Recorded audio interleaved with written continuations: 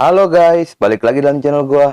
Guys, untuk video gua hari ini, gua ingin menceritakan kisah dan kasus tentang penemuan tubuh manusia yang terbungkus terpal di daerah Bekasi.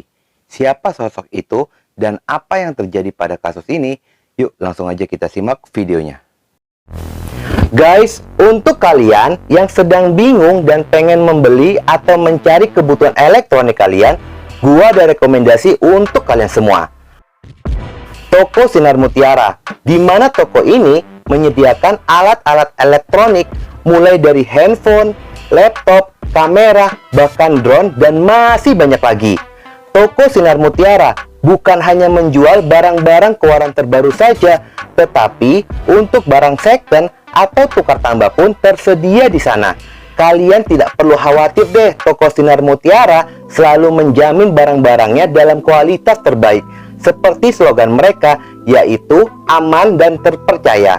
Jika kalian penasaran, kalian pun bisa kepoin akun IG-nya Sinar Mutiara. Kalian bisa cek namanya di sana dan kalian bisa scroll barang-barang apa yang kalian perlukan. Atau kalian pun bisa mengunjungi akun TikTok miliknya Sinar Mutiara. Pasti aman dan terpercaya. Jujur banget guys, gue baru nemuin toko elektronik sangat mudah dicari di dalam sosial media. Pasti kalian berpikir, di mana sih alamatnya? Kalian tinggal datang saja ke toko yang berlokasi di Ruko ITC Roximas, Blok C5, nomor 1516, Jakarta Pusat. Kalau kalian takut kesasar, kalian bisa klik via Google, muncul di alamatnya di sana. Atau kalian pun ingin berbelanja secara online dan kalian pun sedang berada di luar kota, kalian bisa melalui Shopee. Buka aplikasi kalian, ketik Sinar Mutiara Official. Nah, kalian cari deh barang apa yang kalian butuhkan di sana. Dan bukan hanya Shopee saja, melainkan tersedia di Tokopedia dan Bukalapak. Udah deh, nggak usah bingung lagi, nggak usah galau. Langsung aja kalian hunting kebutuhan kalian, dijamin aman dan terpercaya. Oke?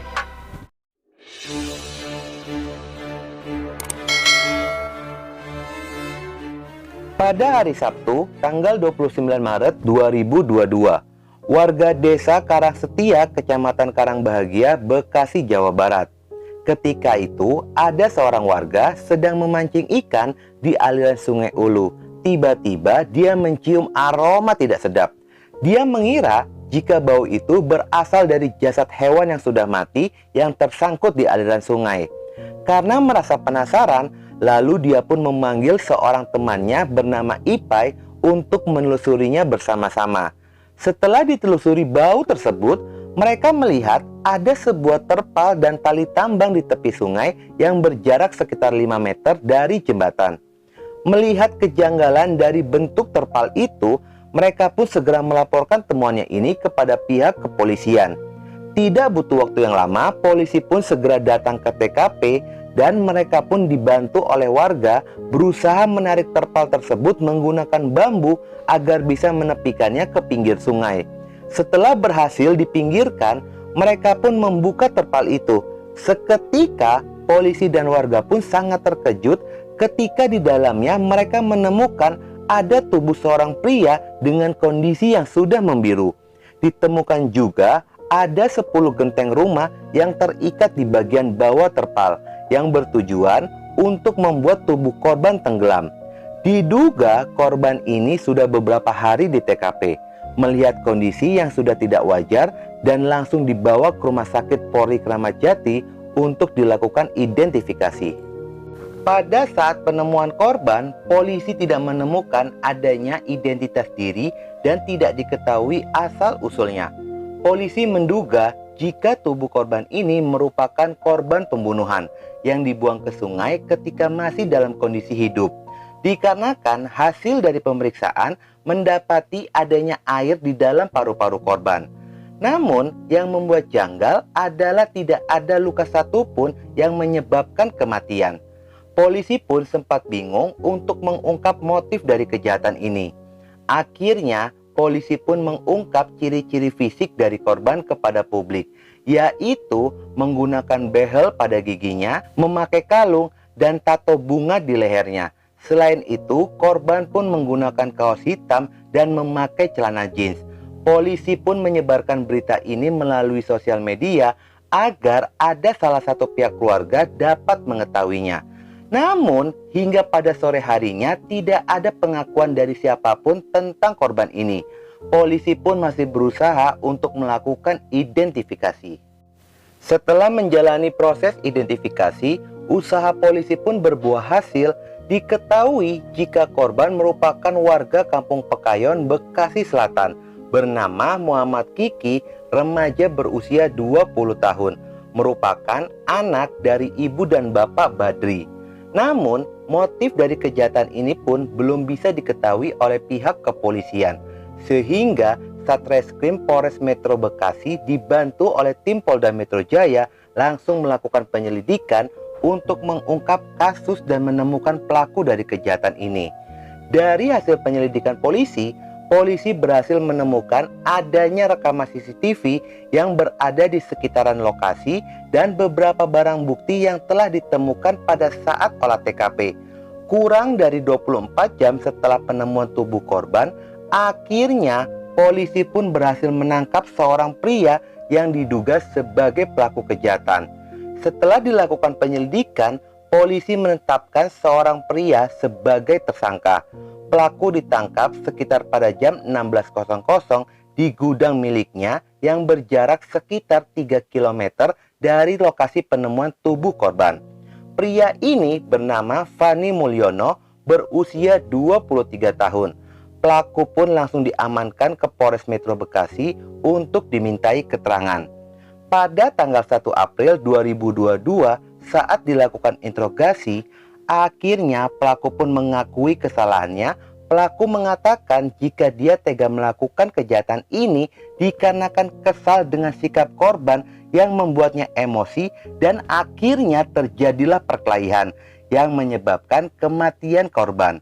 Pelaku dan korban tidak memiliki hubungan pertemanan dan baru saja berkenalan sekitar 3 hari sebelum kejadian. Kejadian ini pun berawal ketika teman korban yang bernama Robert ingin menggadaikan mobil pick-up miliknya seharga 40 juta. Dan dia pun memposting melalui sosial media Facebook. Setelah itu, pelaku yang tidak sengaja melihat postingan dari Robert, dia pun berminat dengan mobil pick-up tersebut. Setelah 1 minggu mereka saling berkomunikasi, akhirnya pada tanggal 26 Maret 2022, mereka memutuskan untuk bertemu ke gudang milik pelaku yang berada di daerah Karangsetia, Kabupaten Bekasi, Jawa Barat, dan mengajak korban untuk menemaninya berbisnis dengan pelaku.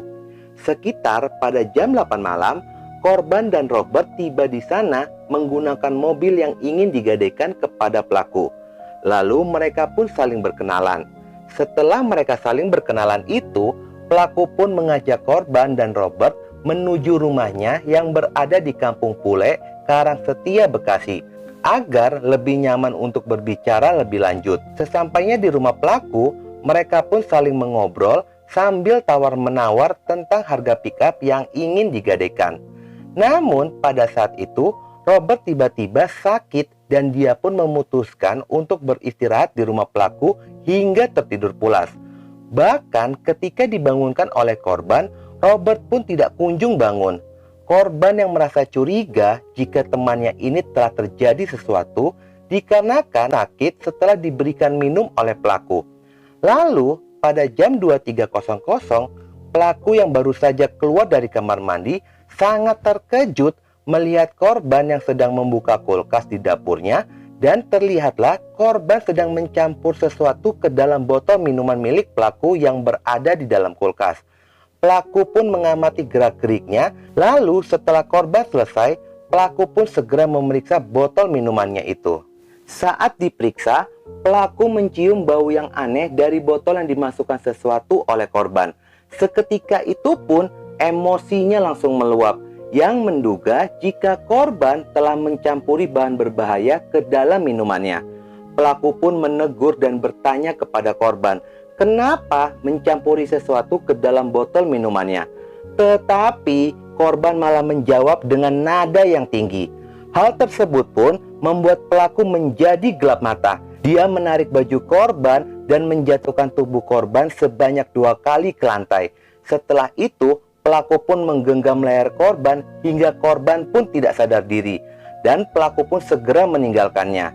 Namun, pada saat terjadinya perkelahian itu, Robert sama sekali tidak terbangun dari tidurnya.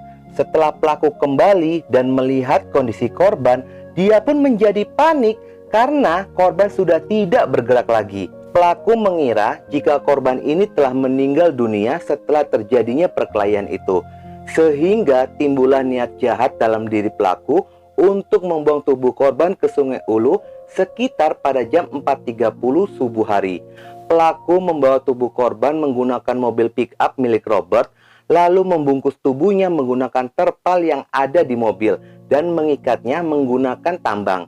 Selain itu, agar tubuh korban ini tenggelam, pelaku pun memberikan beban 10 genteng yang diikat di bawah terpal dan membuang tubuh korban dari jembatan. Setelah melakukan aksi jahatnya itu, pelaku pun kembali ke gudang miliknya dan menyimpan mobil Robert di sana. Dan pada pagi harinya, setelah Robert terbangun, dia tidak melihat korban dan pelaku di rumah pelaku. Karena kebingungan mencari pelaku dan korban, Robert pun mengira jika mereka sedang ada urusan semalam, sehingga Robert pun memutuskan untuk kembali ke rumahnya.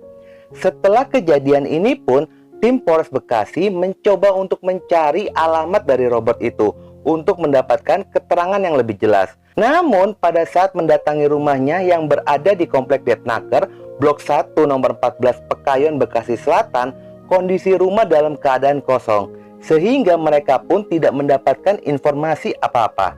Dan setelah diperiksa oleh polisi tentang minuman yang menjadi penyebab kejadian itu terjadi, setelah dilakukan uji di laboratorium, ternyata minuman itu hanyalah segelas kopi dan sebotol extra jos. Hingga kasus ini pun dalam proses penyelidikan polisi. Dan kini perbuatan pelaku Fani Mulyono dikenakan pasal 338 KUHP dengan ancaman hukuman 15 tahun penjara.